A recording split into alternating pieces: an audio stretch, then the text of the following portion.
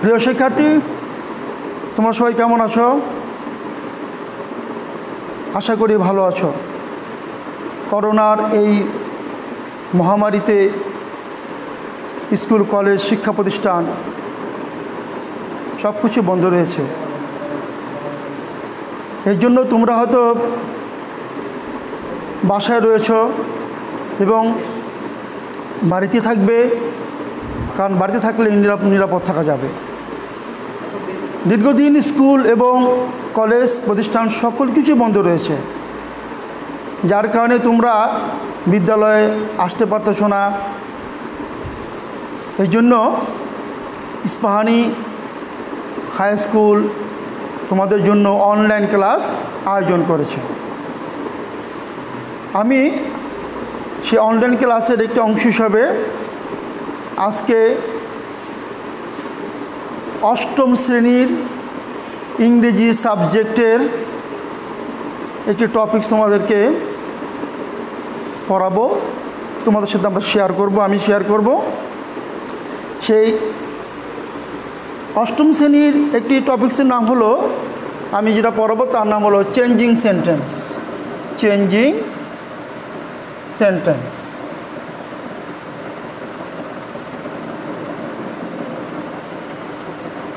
Changing sentence মানে হলো বাক্য পরিবর্তন। কিন্তু এখানে বাক্যের অর্থকে ঠিক রেখে আমরা বাক্যের কাঠামো পরিবর্তন করব। এটাকে বলে চেঞ্জিং সেন্টেন্স। আমরা অর্থকে ঠিক রাখবো, কিন্তু বাক্যের কাঠামোটা আমরা বিভিন্ন ব্র্যাকেটের যে বিভিন্ন ডিরেকশন থাকবে সেই অনুযায়ী আমরা এটাকে অ্যান্সার করবো আর কি। তো আজকে আমি তোমাদেরকে পড়াবো, বা তোমাদের সাথে আমি তোমাদের সাথে আজকে শেয়ার করব যে বিষয়টি নিয়ে, সেটি হলো অ্যাফার্মেটিভ থেকে নেগেটিভ করার নিয়ম। অ্যাফার্মেটিভ থেকে নেগেটিভ করবো আজকে আমরা। অ্যাফার্মেটিভ থেকে নেগেটিভ।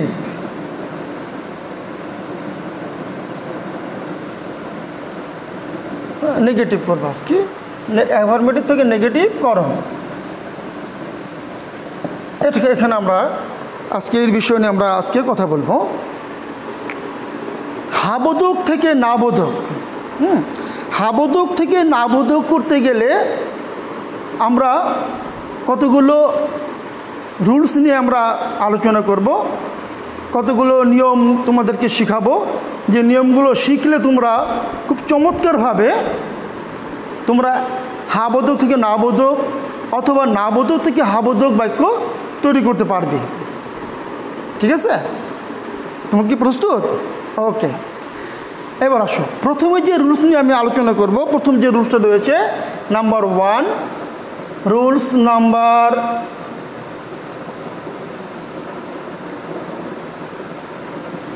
1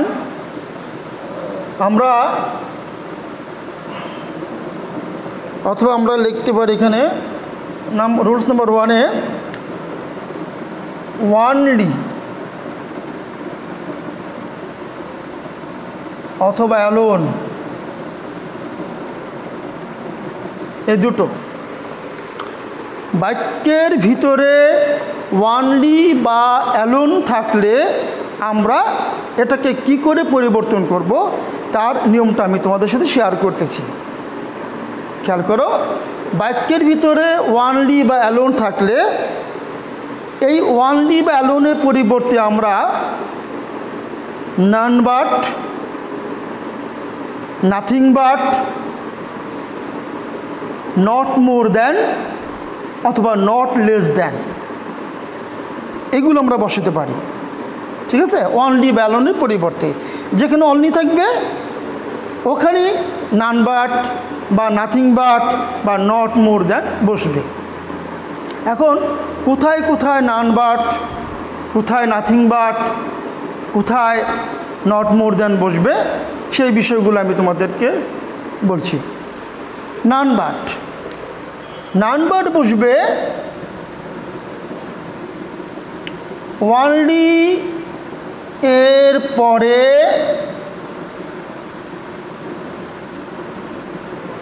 সৃষ্টিকর্তা,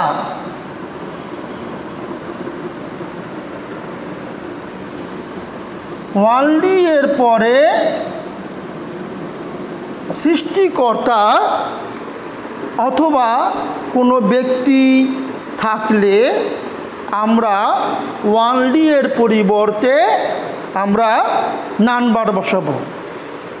এখানে only Allah can save us, only Allah can save আস।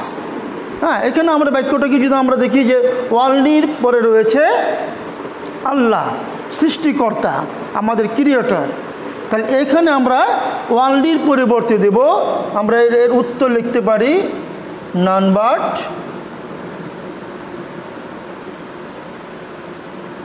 তারপর বাকিটা ঠিক মতো বসবে none but Allah can save us. তা ওয়ানলি এর পরিবর্তে আমরা কি বসালাম? None but, none but Allah can save us. এখন আমরা যদি ওয়ানলির পরে যদি কোনো বস্তু অথবা কোনো বিষয় আমরা দেখি বা পাই বাক্যের ভিতরে, তাহলে আমরা সেখানে কী লিখব? সেখানে আমরা পরিবর্তন করব নাথিং বাট দিয়ে। যেমন আমরা যদি বলি দি বয় লাইকস ওয়ানলি সুইটমিটস, সুইটমিটস মিষ্টান্ন দ্রব্য, বালকটি শুধুমাত্র মিষ্টান্ন দ্রব্য পছন্দ করে। এই যে ওয়ানলি, ওয়ানলির পরে রয়েছে সুইটমিটস, মানে ওয়ানলির পরে রয়েছে একটি বস্তু, মিষ্টি, মিষ্টিজাত দ্রব্য। তাহলে এই জন্য আমরা ওয়ানলির জায়গায় বসাবো নাথিং বাট। আমরা অ্যান্সার লিখতে পারি the boy likes nothing but, nothing but sweetmeats, sweetmeats. তাহলে দেখো এখানে নাথিং বাট বসলো, এখানে অনলি পরিবর্তে নান বাট বসলো, এগুলো পরিবর্তন হলো। তাহলে আমরা জানলাম ওয়ানলির পরে সৃষ্টিকর্তা বা কোনো ব্যক্তির নাম উল্লেখ থাকলে বা কোনো ব্যক্তি বোঝালে আমরা ওয়ানলির পরিবর্তে নান বাট বসাবো। আর যদি দেখি যে না ওয়ানলির পরে কোনো বস্তু রয়েছে বা কোনো বিষয়ের উল্লেখ রয়েছে, সেখানে আমরা ওয়ানলির পরিবর্তে নাথিং বাট বসাবো। আরেকটা নিয়ম রয়েছে, আমরা ওয়ানলির পরে যদি আমরা লক্ষ্য করি যে ওয়ানলির পরে যদি কোনো সংখ্যা উল্লেখ থাকে, সংখ্যা, ওয়ানলির পরে সংখ্যা কীরকম? যেমন মাই গ্র্যান্ডফাদার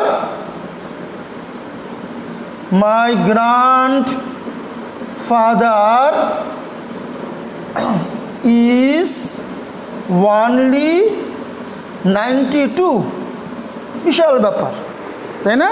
আমার দাদা মাত্র 92 ইয়ার্স ওল্ড, তাই না? তাহলে মাই গ্র্যান্ডফাদার ইজ ওনলি 92, এখানে ওনলির পরে রয়েছে 92, তাহলে এখানে হচ্ছে বয়স অর্থাৎ সংখ্যা। তো ওনলির পরে যদি সংখ্যা থাকে আমরা সেখানে কি বসাবো? তাহলে আমরা লিখতেছি মাই গ্র্যান্ডফাদার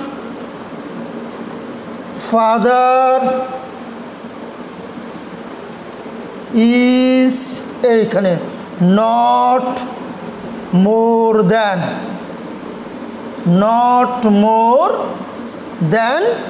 92, অর্থাৎ আমরা ওয়ানলির পরে কোনো সংখ্যা থাকলে আমরা ওয়ানলির পরিবর্তে নাই আমরা মোর দ্যান বসাবো, ঠিক আছে?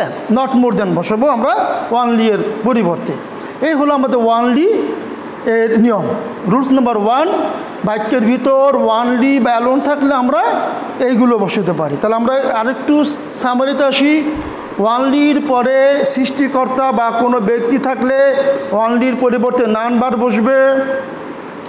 ওয়ানলি এর পরে যদি কোনো বস্তু বা কোনো বিষয় উল্লেখ থাকে তাহলে সে ওয়ানলির পরিবর্তে নাথিং ভার্ব বসবে। ওয়ানলি এর পরে যদি কোনো সংখ্যা থাকে তাহলে সেই ওয়ানলির পরিবর্তে বসবে নট মোর দ্যান। এটা হলো আমাদের রুলস নাম্বার 1। আমরা এবার আসি 2 নম্বর নিয়মে যাই।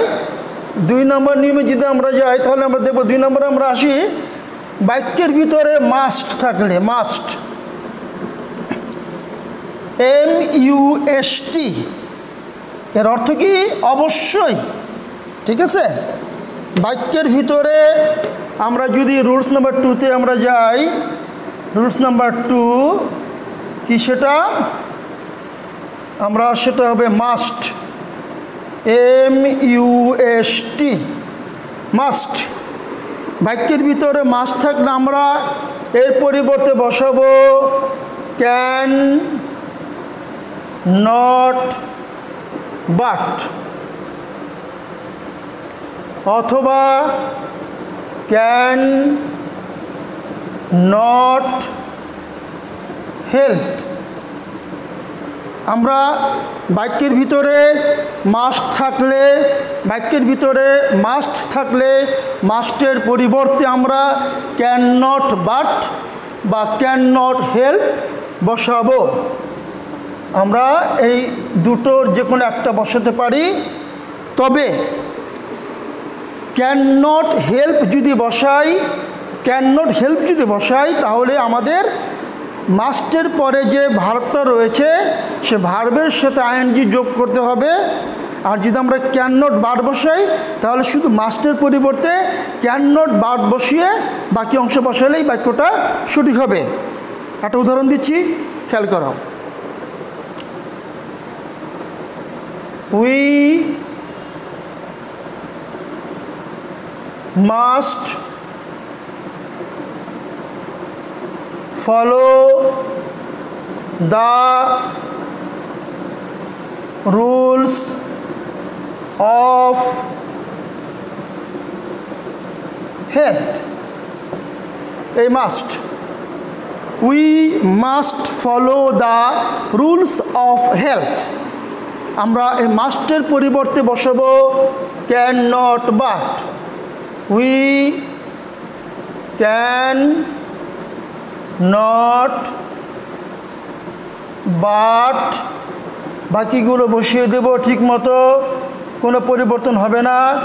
Follow the rules of health.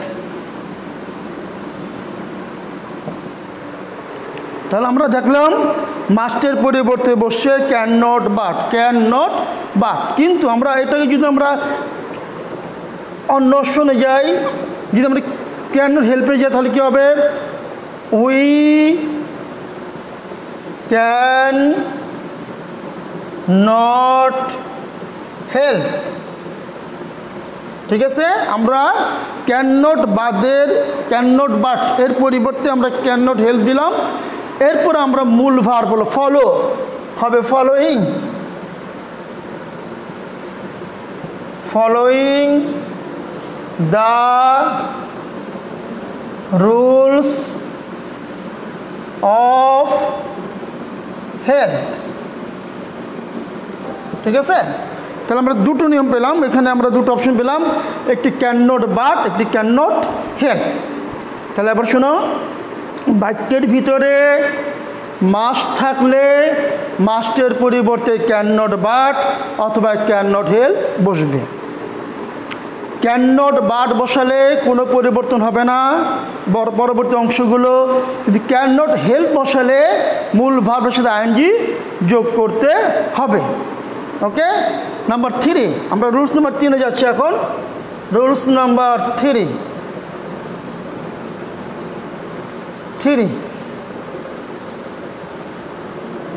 বাক্যের ভিতরে অলওয়েজ, বাক্যের ভিতরে অলওয়েজ থাকলে আমরা অলওয়েজের পরিবর্তে নেভার বসাবো।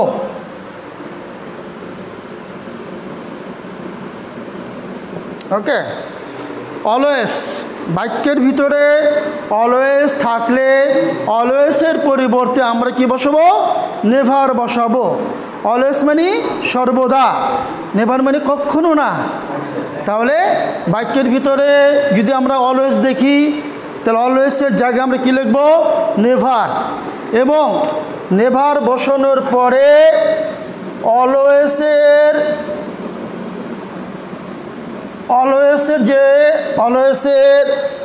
পরবর্তী বা পরের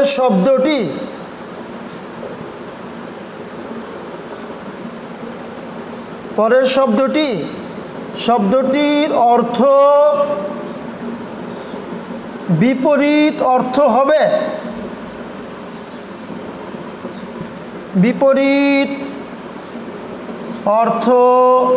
হবে। একেবারে পুরো নিয়মটা দিলাম। অর্থাৎ আমরা বাক্যের ভিতরে অলওয়েজ যদি বসাই, অলওয়েজ থাকলে অলওয়েজের পরিবর্তে আমরা নেভার বসাবো। হ্যাঁ, এবং অলওয়েজের পরবর্তী অলওয়েজের শব্দের পরের যে শব্দটা থাকবে সেই শব্দের আমরা একটি বিপরীত শব্দ বসাবো, তাহলে আমাদের বাক্যটা সঠিক হবে। আমি একটু উদাহরণ দিচ্ছি, সবাই খেয়াল করো, এক্সাম্পলটা একটু মনোযোগ দিয়ে দেখো। We shall always remember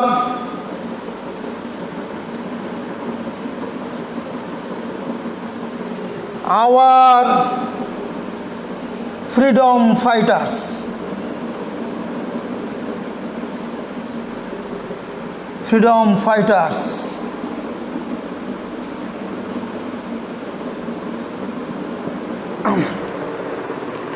We shall always remember our freedom fighters. আমরা সব সময় আমাদের মুক্তিযোদ্ধাদের মনে রাখবো, স্মরণ করব। তাহলে এখানে অলওয়েজের পরিবর্তে আমরা কি দেব? নেভার। অ্যান্সারটা হবে উই শ্যাল নেভার। ঠিক আছে, এই অলওয়েজের পরে আমরা পরিবর্তে দিলাম নেভার। আর এই যে রিমেম্বার, এই শব্দটির আমরা বিপরীত শব্দ দেখব। রিমেম্বার মানে স্মরণ করা, মনে রাখা। এর বিপরীত কি? ভুলে যাওয়া। তাহলে এর ইংরেজি শব্দ ফরগেট। তা আমরা never forget, we shall never forget our freedom fighters.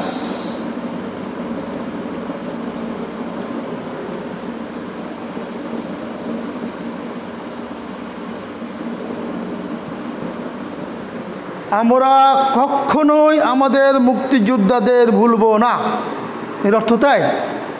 Number 3 এগুলো না, 3তে কী পেলাম? অলওয়েজের পরিবর্তে নেভার বসবে এবং নেভার বসানোর পরে অলওয়েজের পরের যে শব্দটা থাকবে সেই শব্দটার বিপরীত শব্দ বসাতে হবে। এই হলো আমাদের রুলস নাম্বার 3। আমরা এবার যাই রুলস নাম্বার 4।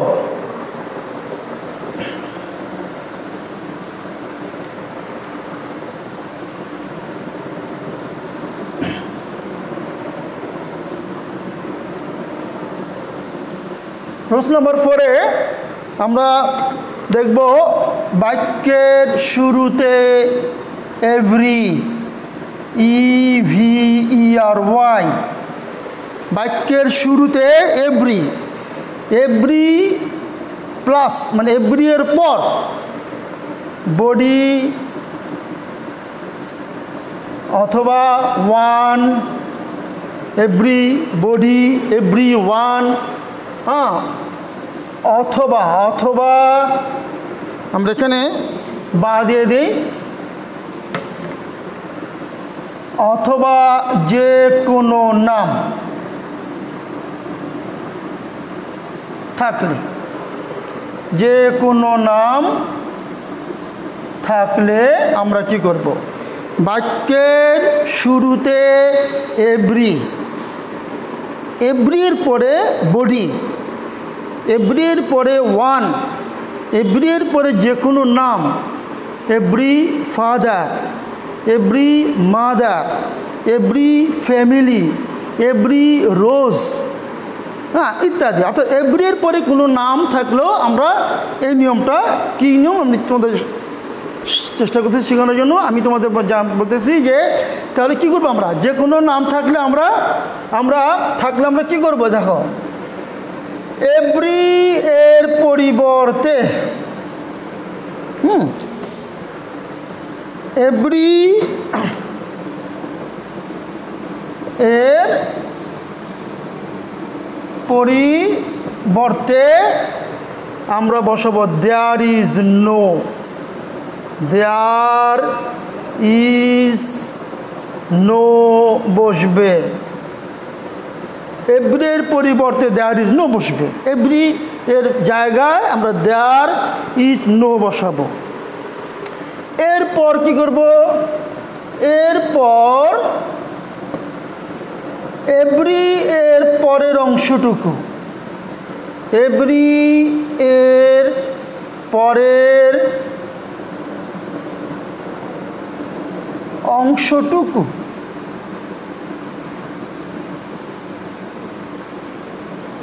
বসিয়ে বাট বসাবো।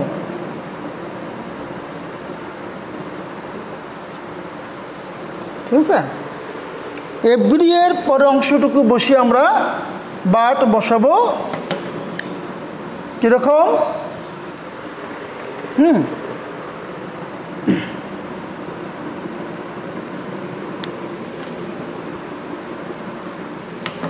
বাট বসাবো।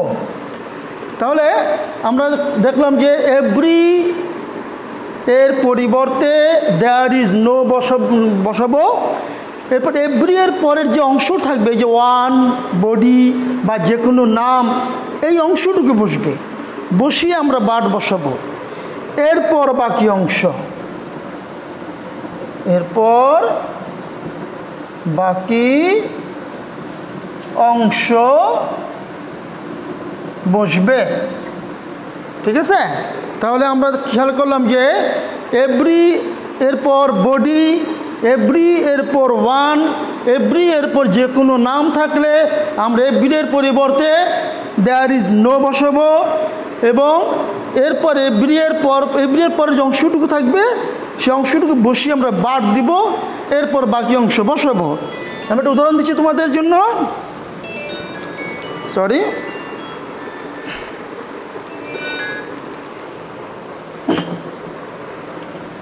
যেমন একটা এক্সাম্পল আমি বোর্ডে লিখে দিচ্ছি, তোমরা এটা মনোযোগ দেখো। হ্যাঁ, দেখো, যেমন একটা উদাহরণ দিচ্ছি আমরা, every mother loves her child. Every mother loves her child. Every mother loves her child. দেখো এভরি, এভরি এরপর আছে মাদার। তাহলে আমরা এভরি এরপর রয়েছে মাদার, তাহলে এভরি এর পরিবর্তে বসাবো আমরা there is no, there is no. তারপরে যে অংশটুকু mother, there is no mother, এরপরে বসবে বাট, তারপরে বাকি অংশ লাভস হার চাইল্ড। তাহলে উত্তর কি হলো? There is no mother but loves her child. এটা আমাদের রুলস নাম্বার। আমাদের পরবর্তী আমরা যাচ্ছি, পরবর্তী রুলসে চলে যাচ্ছি আমরা। রুলস নাম্বার এটা 4 মনে হচ্ছে, বা 5।